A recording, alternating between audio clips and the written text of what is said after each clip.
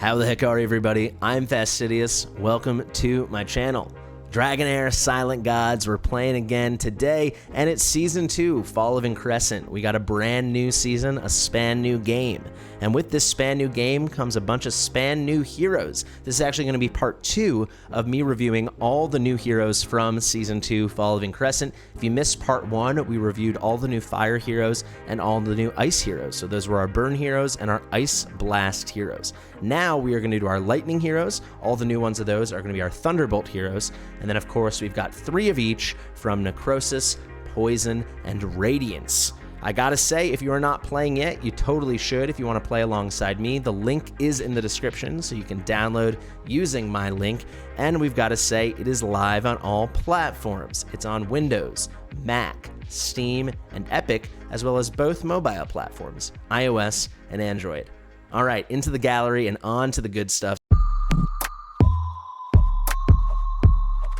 Fastidious.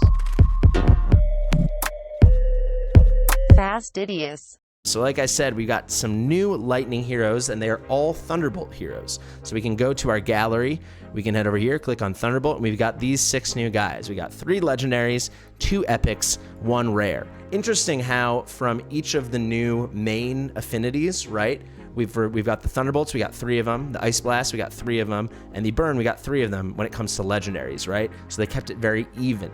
So guys, before we continue with our review of the new Lightning, Necrosis, Radiance, and Poison heroes coming to Dragonheir Silent Gods in Season 2, Fall of Increscent, I've got to say, it's not just the new heroes that are going to make this season so much fun. There's lots of new things. We've got a new sandbox to play in, the mysterious islands in the realm of Athercairn. You can develop your new team and explore and conquer the seas. We have new elemental affinity pairings. So, for example, no longer do we have the pairing of Necrosis and Ice. It's now Fire and Necrosis, Radiance and Ice, and we've got Lightning and Poison. There are new damage types. You heard in the first video we discussed Burning and Ice Blast. In this video, in our discussion of the Lightning heroes, you'll hear about Thunderbolt heroes. We also have a new Kinsfolk, the Merfolk. You guys have heard me talk about Shinon. There's amazing, cool new Merfolk heroes in the game. We've got new dungeon bosses, new equipment, new artifacts, and also new optimization highlights that make for a better gaming experience. There's a smoother early game, faster growth, and seasonal benefits like Fourth Fairing summons, a Season 1 reward shop, and a Season 2 exclusive summoning pool. You guys might have seen my summoning video. If you haven't seen it yet, you should go check it out. I was specifically doing that banner to try to get my hands on some of these new great Season 2 heroes. So be sure to use my codes. I'll put them on the screen right now if you want to get some freebies in the game. First one is going to be Merry Xmas. Those are all capital letters. And then we've got Dragon Season, all lowercase letters. The game's a lot of fun. It's a brand new season, span new game. Hope to see you there with me. So we got our 3 legendary thunderbolts right here. Let's start it off with Nissa, this beautiful little dwarf, or I can't tell if she's like a dwarf or a gnome, but here is Nissa. I really like her little headpiece. Let's get into it. Thunderbolt hero, of course. She's got an attack aura, actually the exact same aura as Shinon. So if you missed part 1, Shinon's probably my favorite hero in the game right now. Shinon has the same thing. 45% increased attack to all allies, specifically in City of Trials battle. So let's go next to her passive, Lightning Mark. At the start of combat, releases a mechanical creature to follow the nearest enemy, keeping them inflicted with electrocuted. When the followed target dies, the mechanical creature will reselect an enemy to follow. I like that. So we got a little summoning mechanic. I presume electrocuted is going to work in the same way, the way burn works with the burn heroes and ice crystal works with the ice blast heroes. Let's talk about electrocuted. Invokes a lightning chain at the carrier's position every 4 seconds, dealing plus 35% attack, lightning derivative damage, so you're going to have to worry about your enlightenment, to the carrier and up to 4 additional targets. Very unique. This is going to take me a moment to wrap my head around it, but I like it. I really like the idea of a little mechanical creature following around your enemies. Now we've got Thunderous Crossbow. Yeah, more electrocuted coming. Deals lightning damage to the enemy with a 75% chance. This goes up to a 100% chance when skilled up, inflicting electrocuted on them for 8 seconds. Then triggers Thunderbolt once if the enemy is under electrocuted. So I think what's going to happen with these Thunderbolt heroes is you want to trigger Thunderbolt, which is going to lead to electrocuted damage. The way you do that is by getting those electrocuted debuffs out on your enemies. Now for the ultimate, Chain Lightning. This is going to be targets an enemy, instructing the mechanical creatures to follow the target and initiate an electrical field that centers around the target for 10 seconds. When an enemy is inflicted with electrocuted mechanical creature, the mechanical creature triggers Thunderbolt on them 2 times, dealing derivative lightning damage to all enemies within the electric field. All right, so a nice AoE there, and you can see that with these Thunderbolt heroes, it's all based around electrocuted and getting them all electrocuted, so then you can trigger Thunderbolt. You get your mechanical guys going off, we get our derivative lightning damage. Sounds like it can be really cool. This is a little bit more abstract, at least to read it on paper and picture, than things were like thinking about ice crystal stacking or burns stacking. But all in all, sounds very interesting. I'm curious to see how Electrocuted comes into play with our other 2 legendaries and then our 3 other heroes from this Thunderbolt group, from this damage type. So without further ado, let's move right along to the next, and that is going to be Branta. Of course, Branta. This guy's heavily featured. He's actually him and what's his name? Ascatius? Is that the burn hero? The legendary? They are featured on the new hero banner that launched with Season 2, so clearly he's getting a lot of hype. He's also in my my new intro, specifically for my Dragonheir content, so you can go back and peek him. He looks very cool. I like the way he's just straight up holding a lightning bolt. That is pretty sweet. I'm expecting big damage out of this fella. Attack aura. So now it's a Grand Gladiator Arena battle. So for PvP, he's going to be 40% attack boost to all allies. Very strong. Let's go to Bronze Gaze. We've got a bit of a novel to read here. This is his passive skill. When on the field, the hero gains 1 stack of Overwhelm, so that's something totally new to us, with unlimited duration whenever Electrocuted is triggered. So there you go, right? Now we're talking about synergies. So with these Thunderbolt heroes, they're going to lead to electrocution. You're putting out stacks of Electrocuted on your enemy, and it's going to benefit a lot of the heroes. So he's going to get this special thing, stacks of Overwhelm. Let's see. If we go to details, no, it doesn't explain what it is, but hopefully they tell us it soon. This effect cannot be dispelled and is capped at 30 stacks. So every time an Electrocuted debuff is triggered, he's going to get 1 stack of Overwhelm, stacking up to 30 times. So now tell us what Overwhelm does. At the same time, the hero casts a lightning, just a lightning, so like a bolt of lightning, I presume, dealing lightning damage to the enemy with the lowest HP. The fewer enemies on the field, the higher the damage, up to 500% of the base damage. That's great. So it can be a nice AoE, or if it's like there's only 1 enemy or a couple enemies, then the damage goes up. I'm really hoping they explain really soon what Overwhelm is, because I don't know what that is. Am I supposed to know that from Season 1? Because I didn't learn that. They better explain it. Thunderous Rapids is the battle skill. Deals lightning damage to enemies within range. A 40% chance of inflicting electrocute. This goes up to an even 50% chance with skill ups on them for 8 seconds. Very nice that it's an AoE, so a great way to get electrocuted out on a ton of enemies. Then triggers Thunderbolt once immediately on them.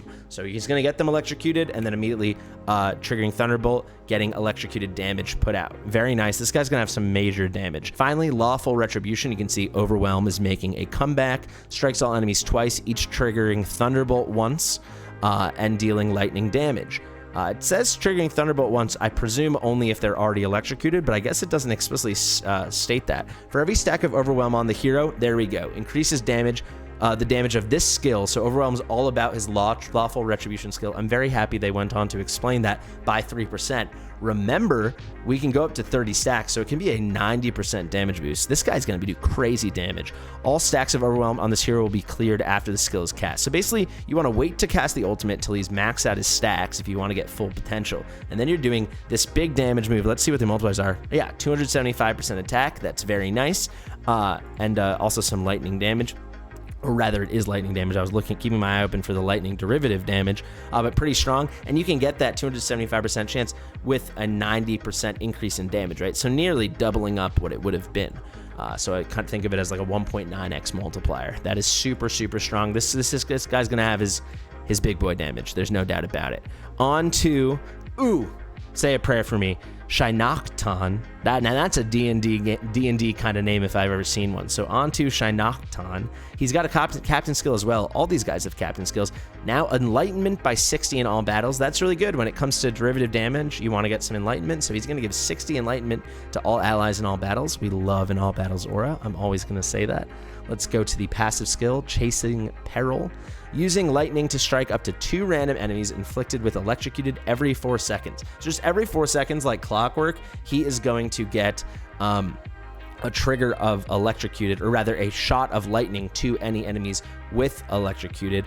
He's going to choose 2 of them randomly. That's going to deal lightning damage with a 70% chance. This goes up to an 80% chance of inflicting electrocuted on them, right? So they're already electrocuted, and he can build more stacks of electrocuted upon them, I presume. That's pretty nice. He synergizes really well with the other 2 guys we've seen so far. Now the battle skill, Shared Misfortune, deals lightning damage to up to 2 random enemies and has a 75% chance of inflicting electrocuted. So again, this 2 random enemies thing, that's kind of his MO. But this goes up to a 100% chance of inflicting electrocuted. We want as much electrocuted out there as possible, so that is lovely. Then if we go on, grants 15% attack up to all Thunderbolt allies for 10 seconds. We love a generous legendary hero, right? That is great. Then deals lightning damage to enemies within range. 75% chance goes up to 100% chance of inflicting electrocuted. So a big AoE lightning damage. That's going to do AoE electrocuted. So a nice way to put out that debuff that's going to make all the Thunderbolt allies sing. And on top of that, he's doing a big buff for everyone. He jumps off the page to me. He seems really good. I gotta say, if we go back now, we skip Perkunta and we go to Nissa, it sounds like this whole mechanical thing is specific to her. So I actually really like that, because I was thinking this, if you had a Thunderbolt team, everyone, because this is the first peek I've had at Thunderbolt heroes, I haven't pulled any. I was thinking everyone's going to summon these little mechanical creatures going around, but it sounds like it's pretty specific to Nissa, so I actually really like that. And you can see getting as much electrocuted as possible is going to be essential to running a good Thunderbolt team. So let's move on to our 2 epics and our rare. You can see I literally haven't pulled any of these guys. It would be pretty great if these guys are going to help put out as much electrocuted as possible to really enable all the abilities that the Thunderbolt allies benefit from. So we've got Hervolm. These names are testing me. All right, now we've got a boring design. Let's be honest. This design is, compared to some of the other designs we just saw, this one's boring. Let's go to the passive. Electric Induction. When the enemy's electrocuted is triggered, reduces the hero's current battle skill recharge by 10%. Only takes effect once every 3 seconds, so you can get a reduction in recharge by 10% every 3 seconds. I wonder if that's 10% based on what it currently has, or 10% based on the max recharge time. So if it had just begun recharging, because you can see this is 10 seconds down to 8 seconds. So is it always down by 0.8 seconds? Or if I'm at 4 seconds remaining on recharge, is it only 0.4 seconds? Because that would really speak volumes, pun intended, volumes to how great this reduction is when the electrocution is triggered. So let's go now to Lightning Impact. Deals lightning damage to enemies within range with a 40% chance, goes up to 60% chance, I like that, of inflicting electrocuted. So again, an AoE version of putting out the important debuff for this synergy with your Thunderbolt heroes. I like that a lot, actually. That's very strong. Thunderous Moment. The hero gains 20% attack up. I wish that was him and all Thunderbolt allies. I wish we had a bit of generosity here, a bit of sharing among allies. Deals lightning damage to enemies within range if the enemies are under the effect of electrocuted. So here you go, to make him sing here on the ultimate, they already have to be under electrocuted. Deals extra lightning damage and triggers Thunderbolt on once upon them. All right, so pretty good. Let's see what these multipliers look like. I'm curious how strong he is. That's pretty nice. 400%, 450. Seems like a really good hero. I think the best thing about him is probably going to be this, especially if you skill it up. You got a 60% chance to do this nice little AoE with this square. You might have to manual it and place it properly, but that could be a really good way to get some electrocuted out and make the rest of the Thunderbolt allies perform very nicely. Let's go now to Manda.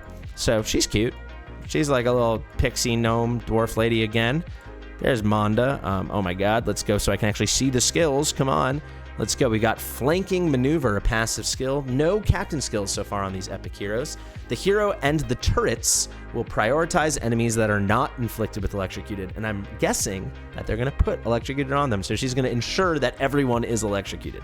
In addition, each time the hero and the turret successfully inflict electrocuted, there you go, each turret gains 1 stack of attack up to 10 stacks. A newly created turret will inherit all attack up stacks previously gained. Looks like there's no timeout duration on this, so it's as the battle goes on, you will get your 10 stacks. That is really, really good. And yeah, these turrets are going to be excellent for inflicting electrocuted, making sure all your enemies are electrocuted with that prioritization. Then we got the battle skill, Crystal Cannon. Summons a turret which occupies one tile on the battlefield and has a certain amount of HP with unlimited duration. We like the unlimited duration. It will attack enemies at regular intervals. There can be up to 2 turrets on the battlefield at the same time. Heals all turrets on the field by 50% of the target's max HP when the turrets placed have reached the maximum amount upon casting the skill. So this is quite the confusing skill, but basically it seems like a lot of what she does is about creating her turrets, them putting out electrocuted, them doing some damage, them stacking buffs upon themselves, and then her keeping them alive with some heals.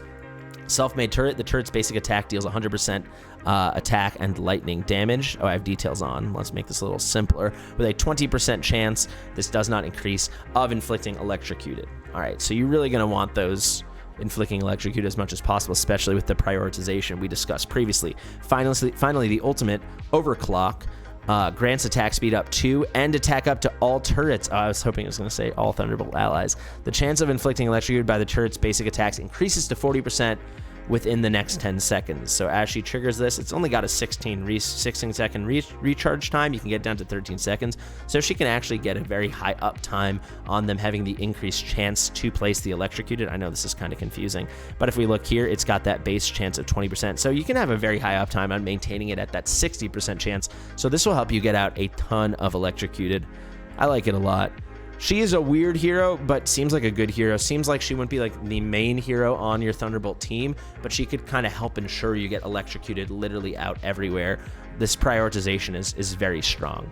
Finally, our rare hero, right? This is our rare hero, isn't it? Yes, it's going to be Aryaso or Ariaso. I'm going to call him Aryaso. He's the lucky star. We go to his passive side by side.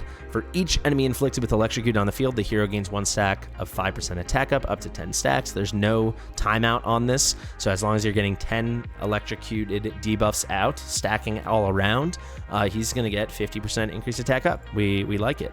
Deals lightning damage to the target if the target's inflicted with electrocuted, triggers Thunderbolt once on them. So far, he doesn't put out any electrocuted himself, so he's not going to function at all by himself unless he's putting out some big electrocuted on the ultimate. But seems like good damage. Let's see, 400% attack multiplier. That's pretty good.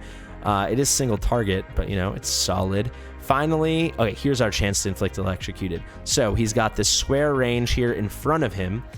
Deals lightning damage to enemies within that range. 50% chance. This goes up to 75% chance of inflicting electrocuted. So a very specific range on it, but it's nice to have an AoE electrocuted with a fairly high chance. The recharge time is kind of high. You can get it down to 17. He seems okay. He feels like a rare. Sometimes the rares feel pretty awesome. This guy feels like a rare. All in all, I find these to be slightly more of a headache as I imagine using them than the Ice Bolt heroes. The Ice Blast heroes or the Burn heroes, but definitely maybe the most unique collection, particularly Nissa.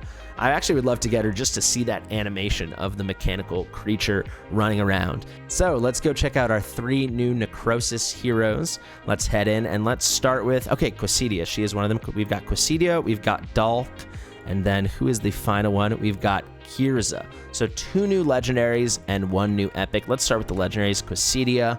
So she looks really cool. She's got this arachnid vibe. She's got these kind of spider legs, 4 of them sticking out of her. But I guess if you count the arms and the legs, she's got 8 limbs in total. Let's check out that defense aura. Increases all allies' defense by 45% in Grand Gladiator Arena. I'm not crazy about PvP auras. Give me an all battles. You know what I'm looking for. Let's go here to Iron Fist, her passive skill. When taking damage, there's a 25% chance, this can go up to 35% chance of inflicting recharging speed penalty on the attacker for 5 seconds when the hero takes 30% less damage from basic. The hero then takes 30% less damage from basic attacks. So she's going to be pretty tanky, especially with that. And when you see putting out this recharging speed penalty, that makes me think she's going to be particularly geared for PvP, which also checks out with her captain aura.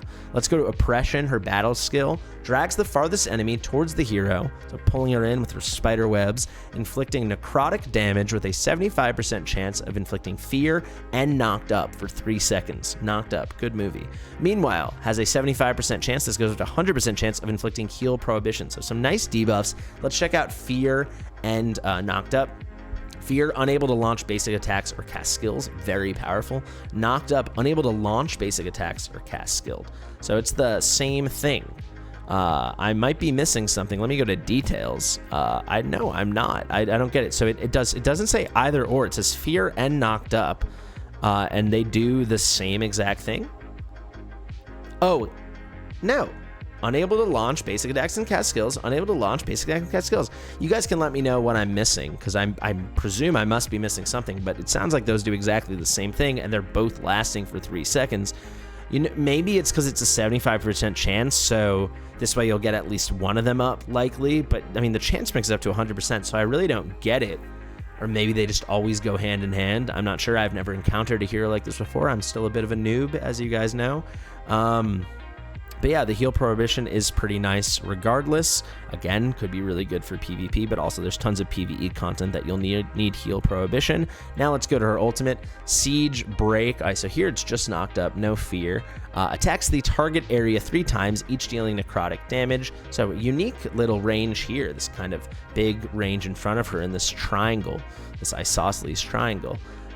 Within range, reducing their ultimate energy by 10%. So again, she's really good at bringing down those ults and making it harder to recharge. Feels very PvP while healing the hero. The third attack has a 100% chance of inflicting knocked up. So again, unable to launch basic attacks or cast skills on the enemy, and has a 100% chance of inflicting attack penalty 2. So that's going to reduce attack by 50%. Very strong. Great debuffer. She's got some good CC locking them out. She seems really cool. This does confuse me though, so I'm not afraid to admit it. Fear and knocked up, they read as exactly the same thing. Maybe I'm missing something. I'll learn eventually. There's Quisidia. All in all, feels like she's going to be particularly good in PvP content. Tons of debuffs affecting the healing, making it harder for people to charge up, harder to actually use their ults, and also just locking people out of using their skills and casting their spells. So that's some good stuff. Let's check out Dalk, another defense hero.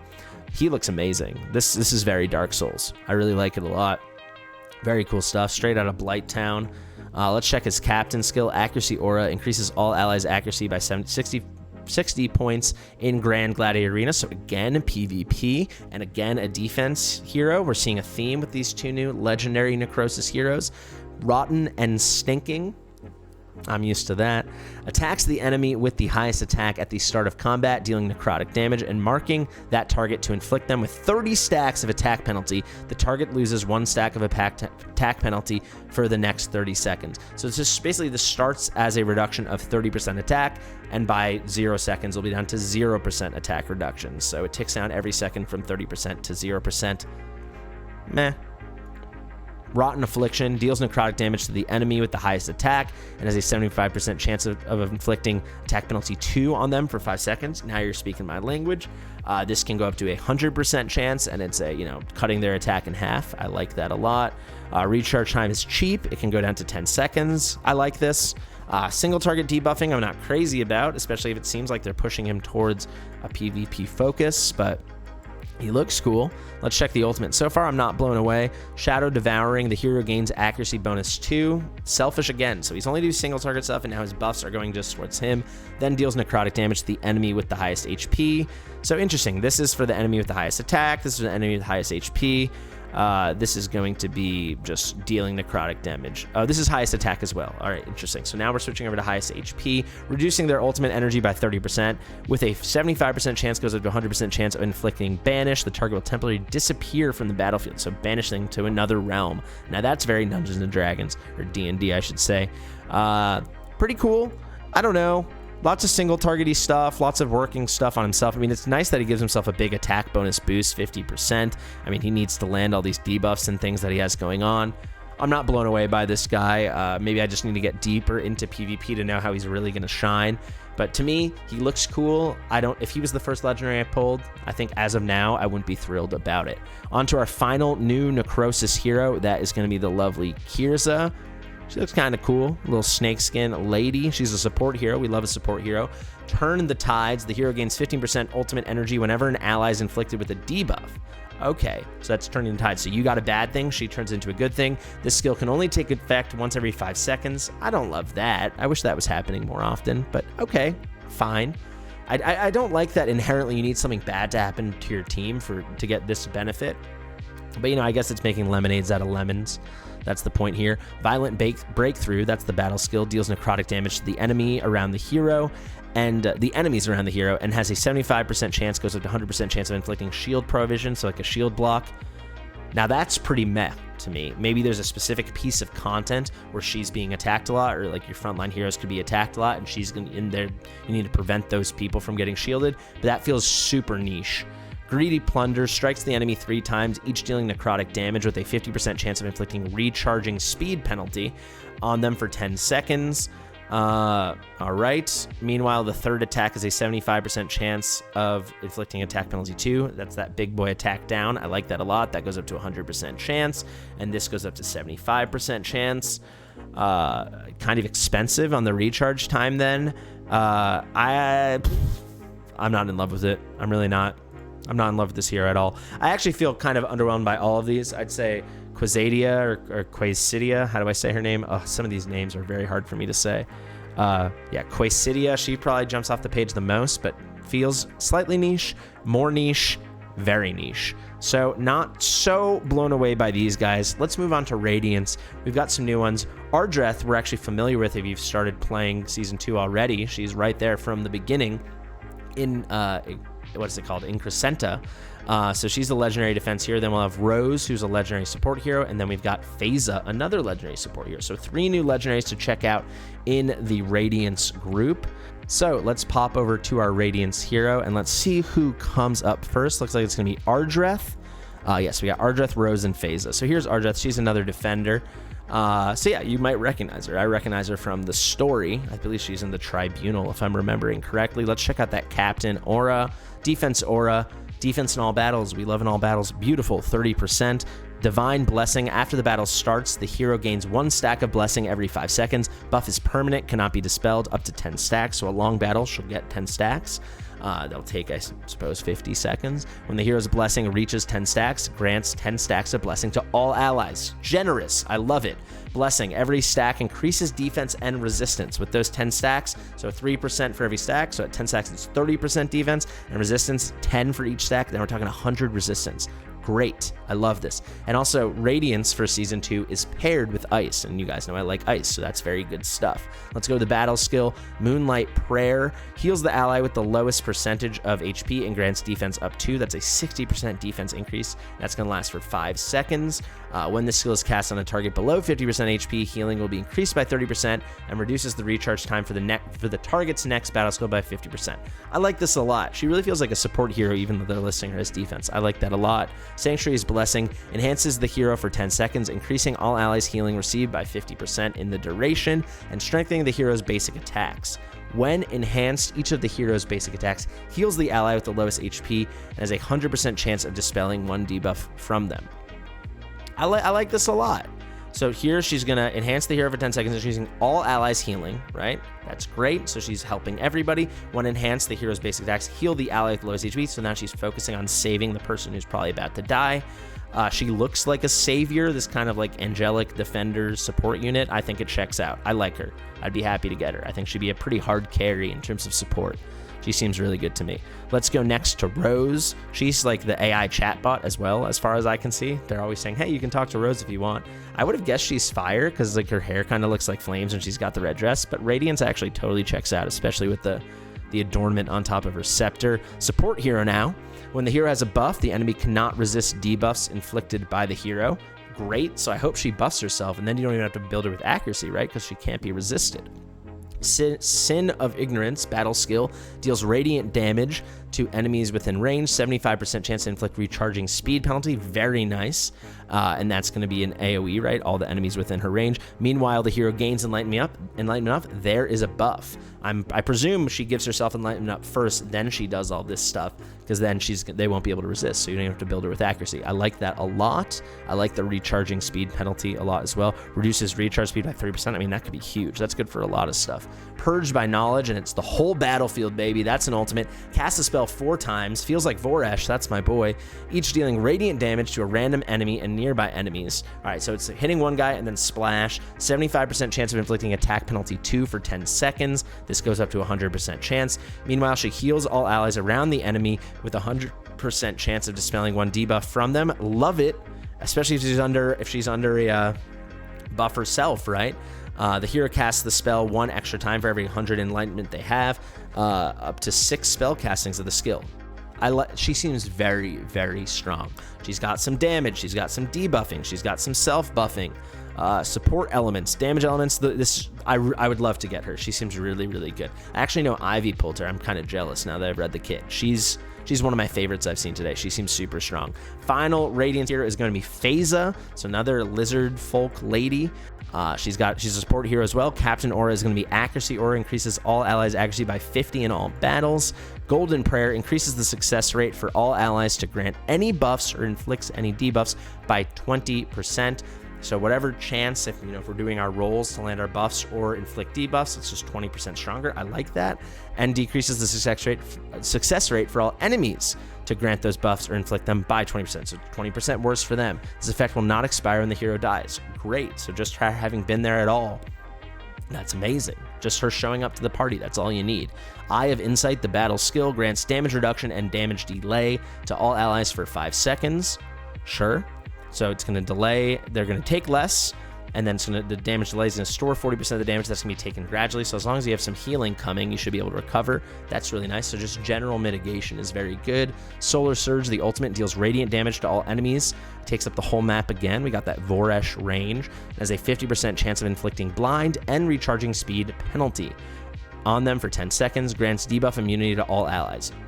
Great support unit. She's doing debuffing. She's doing some damage. Now she's doing some generous ally AoE buffing. I mean, debuff immunity sounds super, super strong. Just a debuff block. Blind prevents basic attacks from hitting their targets. Incredible. She seems exceedingly strong. Very, very good hero. I would be thrilled to get her. We really turned it around with these Radiance heroes, if I can be honest. I was slightly underwhelmed by those Necrosis heroes. I'm not underwhelmed by these Radiance heroes. Let's wrap this thing up with Poison. We've got 2 new legendary heroes, Moloch and Stegamoffin, and then we've got the epic support hero, Gelid. So let's head over to Poison. Let's see who comes up first. Who are our new guys? There's Moloch, there's Stegamoffin, and then where is our new, and there's Gelid. Oh, another little goblin. All right, let's start with Moloch and let's wrap this thing up. 3 heroes remain. He's a defense hero, Moloch. He looks so cool. I know this guy just from when I did my polls. You guys might have seen that video. I saw him on the banner. I love the way he's designed. He looks like an absolute badass, mind my language. He's holding a severed head. I mean, this is dark fantasy, right? Defense, let's check that Captain Aura, Grand Gladiator. Not impressed. I want all battles. Confined, passive skill. When inflicted with control or ultimate down, the hero gains healing and 15% ultimate energy. Also, if the hero fails to resist control or ultimate down effects, there's a 40% chance to nullify those effects. So I'm assuming when he is inflicted with control or ultimate down. So that feels very situational. Maybe there's a specific fight I can't think of where you do get hit by control or ultimate down, or maybe I'm reading this wrong, but this seems exceedingly niche. Let's go to External Existence. This is going to be his battle skill. Deals poison damage to the enemy and heals the hero. Nice that he has a self-heal. The healing is doubled if the enemy is inflicted with a debuff. That's really nice. I presume he's going to put out debuffs with his ultimate. Yes, he does. Dispels all control from allies and grants them control immunity for 10 seconds. Meanwhile, deals poison damage to enemies within range. Big boy range here right in front of him. Nice big diamond with a 75% chance, goes up to 100% chance of inflicting attack penalty 2. That's going to be, yeah, your big boy cut the attack in half for 10 seconds. That's a nice debuff. That's going to synergize well with this. He's going to get that double healing. Nice to put out poison. It's going to be hard to build your poison damage dealers, but it's pretty cool. Dispelling all the control is that there must be some specific piece of content where they're spamming out control and ultimate down that he is designed for. That is just whooshing me. But all in all, seems like a very niche hero. I like the attack penalty down. It's a unique range he has, but it's fairly big, and that's a strong debuff. But I'm not blown away. I'd be lying if I said I was blown away. All right, let's see. Who was next? That is going to be Stegamoffin. Of course, Stegamoffin. How could it not be? Very cool looking woodsman kind of guy, creature of the forest. He's a support hero. Let's go to that Captain Aura, attack aura. Now you're speaking my language. 30% attack in all battles. Let's go. Demon Whisper, passive skill. When the hero deals damage to an enemy, there is a 25% chance of inflicting 1 debuff, randomly selected. I do not like RNG. Yeah, I play gacha games, but I do not like RNG, so I don't like this. It's just going to get randomly selected. But it's quite the list. Attack penalty 2 reduces attack by 50%. Recharge speed penalty reduces recharge by 30%. Heal prohibition, full heal negation by 100%. Accuracy penalty cuts accuracy by 50%. Buff prohibition, unable to give buffs. They're all good, but And, there might be a specific piece of content where you want one to land and another does. That kind of RNG would drive me crazy. Soulseeker Arrow deals poison damage to the enemy with the highest attack, marking them for 6 seconds. During this time, the hero will shoot an additional arrow at them when launching a basic attack, dealing additional poison damage. So it sounds like it could be really good single target damage with a nice amount of poison damage coming from it. Sounds solid.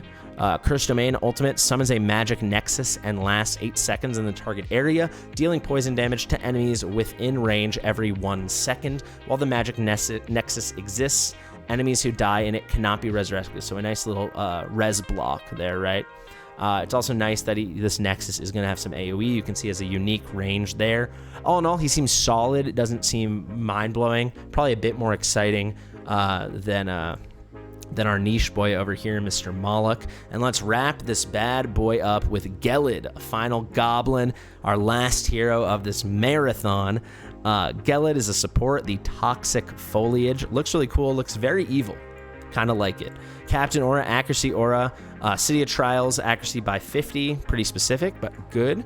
We don't mind an accuracy buff. Special Poisonous Herb. That is the passive skill. Basic attack triggers Toxic Blast on the enemy, dealing poison damage to surrounding enemies within range. So a nice little AoE there from his passive. So his basic attacks are basically turning into these AoEs. 50% chance of inflicting accuracy penalty 1, so it's going to reduce accuracy by 25%. Cannot increase, so it's going to be at that 50% chance. Dizzy Spell is the battle skill, deals poison damage to the enemy and has a 75% chance of inflicting stunned on them, so a little crowd control. And for 3 seconds, not 30 seconds, 3 seconds, 100% chance to knock back the target for 1 tile. Knockback displacement, so it's just going to push them back 1 tile on your map. And now the ultimate to wrap things up, Seeing Stars deals poison damage to enemies within range, 75% chance of inflicting stun. This goes up to 100%. That's going to be 5 seconds stun. That's a big boy stun. I like that it's AoE. It is right in front of him, but it's a nice little 3x3 square. 100% chance to knock back 3 tiles. So if anyone's in front of him, he's going to stun him for 5 seconds and push him the heck away 3 tiles. Seems, again, specific, but if you're running him in the front, building him a little tanky, he can do a lot of things to, push people away from him while stunning him. All in all, it's solid. Nothing feels game-breaking here, but seems interesting. I gotta say, we talked about all 6 affinities, right? The 3 main ones are the ones that got the 3 new damage types. So those were our Ice Blast heroes from the ice, the Burn heroes from the fire, and the Thunderbolt heroes from the lightning. Those all were a lot more interesting, I think, than the 3 more we got from the 3 other affinities, right? From our Necrosis, from our Radiance, from our Poison. And I also have to say, I really think the Radiance heroes came off the best. I was probably most disappointed by the Necrosis. These guys seemed pretty niche as well in the Poison, and Radiance seemed they had a lot of utility.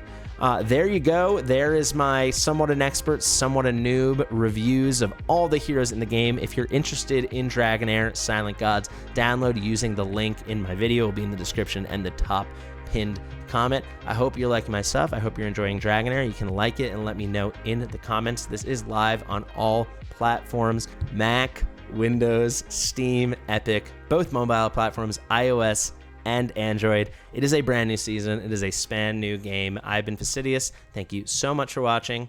See you in the next one.